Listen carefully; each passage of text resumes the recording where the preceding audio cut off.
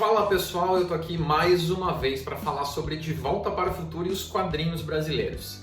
Então eu recentemente recebi a segunda edição do De Volta para o Futuro, que foi publicada no Brasil, que é essa aqui. A primeira edição foi publicada em 2017 e a segunda edição então agora em 2020.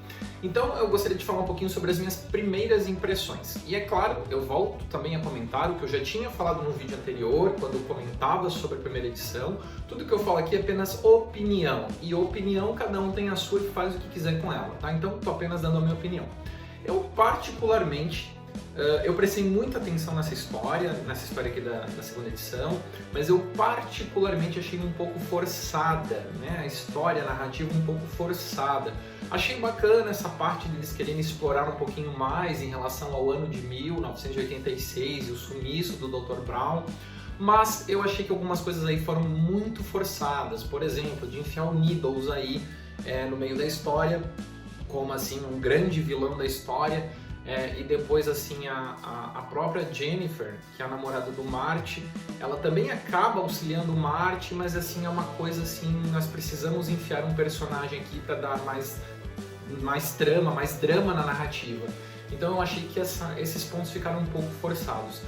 E eu sei que o pessoal do blog BTTF, em determinado momento, acredito que tenha sido em 2017, eles já tinham comentado em relação à qualidade das imagens. Essa edição em específico, eu achei ela também muito escura.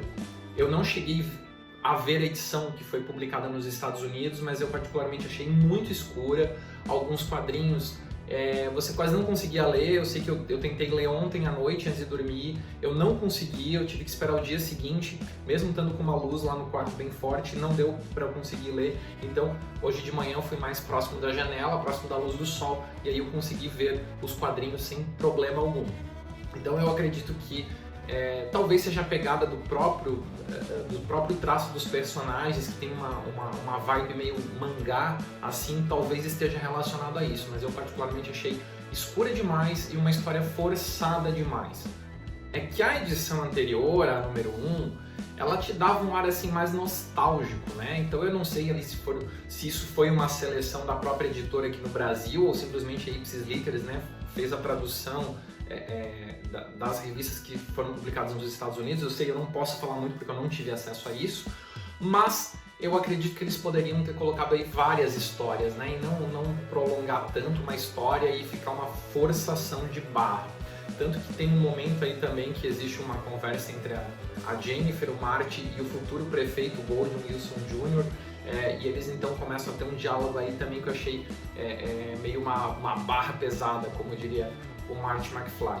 E se nós fôssemos olhar pelo viés transmídia do De Volta para o Futuro, como eu já comentei em outros momentos também, existe assim uma quebra, né, do espaço contínuo. Até porque se você pega os desenhos que são oficiais, aqueles desenhos animados lá de 1991 e 92, que é uma espécie de uma continuação do De Volta para o Futuro 3, você começa a ver que existe assim uma quebra, né, de continuidade, talvez pelo seu grafismo ou até mesmo pelas histórias.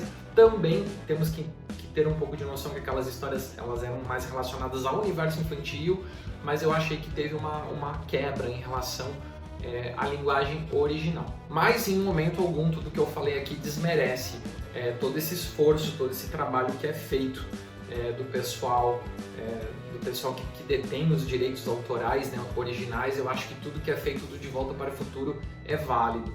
Tanto que neste ano, 2020, estamos completando já 35 anos de lançamento do primeiro filme, e é bem prazeroso, assim, quem é fã de Volta para o Futuro, a gente fica bem contente e tem uma enorme satisfação que as pessoas continuam falando do filme, continuam produzindo coisas sobre o filme.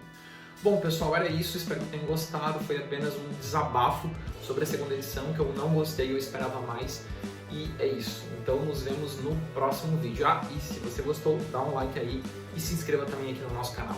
Valeu!